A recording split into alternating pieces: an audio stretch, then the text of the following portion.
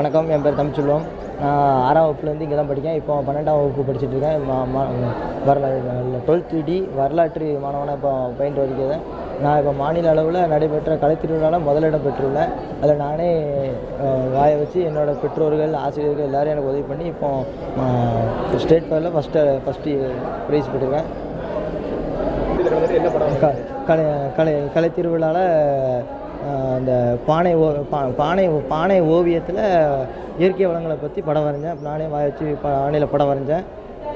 எதுக்காக வாய வச்சு படம் வரைஞ்சேன்? வாய வச்சு படம் வரைக்கிற காரணம் எனக்கு நடக்க முடியாது, கை கால் செயல்திறன் கிடையாது.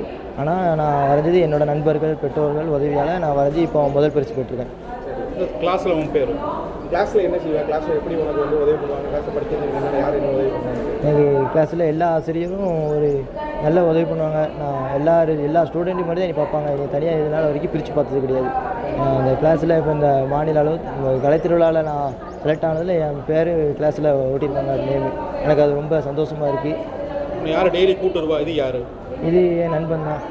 என் பக்கத்து நண்பன். எத்தனை வயசுலேருந்து இந்த நண்பன்? என் நண்பன் 1ஆப்லேருந்து படிக்கேன். என் கூட தான் 1ஆப்லேருந்து என் கூட தான் படிக்கேன். கூட்டு வர வைக்கிறதா யார்? கூட்டு வர வைக்கிறதே என் நண்பன். இப்போ கிளாஸில் பாடம் நடக்கும்போது உன்னால் புக்கெலாம் எடுத்து பார்க்க முடியாது, பேனா வச்சு எழுத முடியாது. இப்போ யார் உனக்கு உதவி பண்ணுவாங்க? புக்கு நோட்டு என்னால் எடுத்து வைக்க முடியாது. ஆனால் எனக்கு எல்லாமே பண்ணுறது என்னோடய நண்பர்கள் தான். சரி, இப்போ வந்து கிளாஸில் ஒட்டிட்டு உனக்கு எப்படி தெரியுது? எப்படி சந்தோஷமாக இருக்குது? எனக்கு ரொம்ப பெருமையாக, ரொம்ப சந்தோஷமாக இருக்குது. இது என்னால் முடியாமல் நானே செலக்ட் ஆகியிருக்கேன்னா அப்போ அடுத்த கட்டத்தில் எல்லோரும் என்ன மாதிரி செலக்ட் ஆகணும் மாநில அளவில். அதை எனக்கு நான் ஊக்குவிக்க விதமாக நான் சொல்லிக்கிறேன். ஓவியம் வரைகிறதுக்கு எப்படி மாச்சு? சின்ன வயசுலேருந்து ஓவியம் வரைகிறது எப்படி இருக்குது? அது ஓவியம் வரைகிறது கொஞ்சம் கஷ்டமாக தான் இருந்துச்சு. இருந்தாலும் கொஞ்சம் கஷ்டப்பட்டு தான் வரைஞ்சேன். அதனால் நான் ஓவியத்தை சூஸ் பண்ணுறேன்.